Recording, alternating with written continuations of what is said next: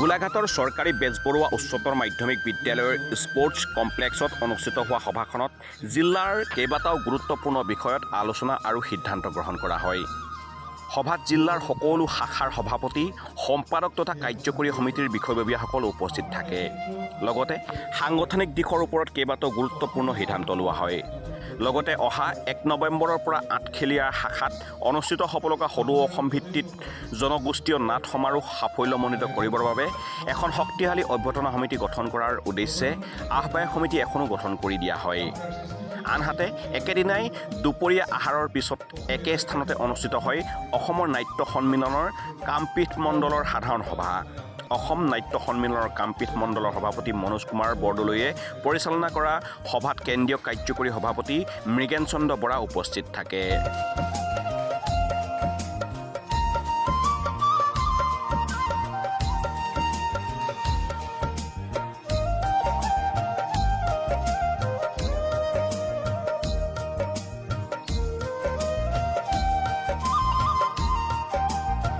গোলাঘাটৰ পৰা মেঘালী শইকীয়াৰ সহযোগত খবৰ গোলাঘাট।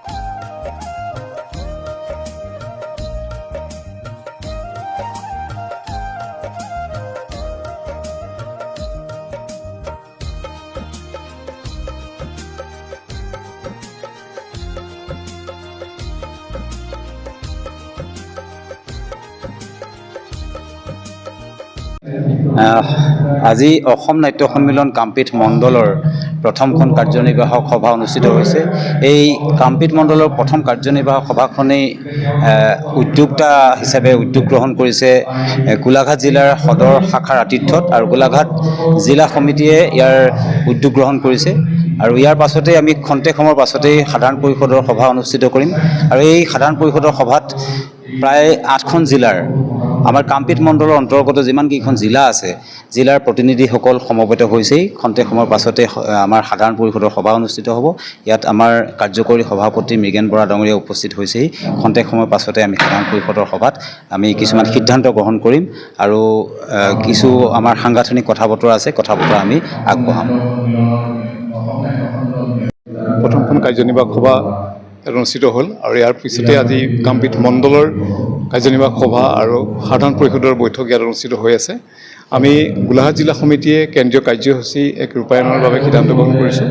অহা নৱেম্বৰ মাহৰ প্ৰথম সপ্তাহত গোলাঘাট জিলাৰ আঠখেলীয়া শাখাৰ আতিথ্যত আঠখেলীয়াত আমি জনগোষ্ঠীয় নাট সমাৰোহ আয়োজন কৰিবলৈ লৈছোঁ। তাৰ কাৰণে অসমৰ ভিন্ন প্ৰান্তৰ পৰা 4টা কাম মণ্ডলৰ প্ৰতিনিধিবৰ্গই তাত অংশগ্ৰহণ কৰিব। বিভিন্ন জনগোষ্ঠীয় লোকসকলে ইয়াত জনগোষ্ঠীয় নাট প্ৰদৰ্শন কৰিব। ই গোলাঘাট জিলাৰ বাবে এক বিৰল কাৰ্যসূচী। নৱেম্বৰ মাহৰ 1 তাৰিখৰ পৰা অনুষ্ঠিত হ'ব এই কাৰ্যসূচী।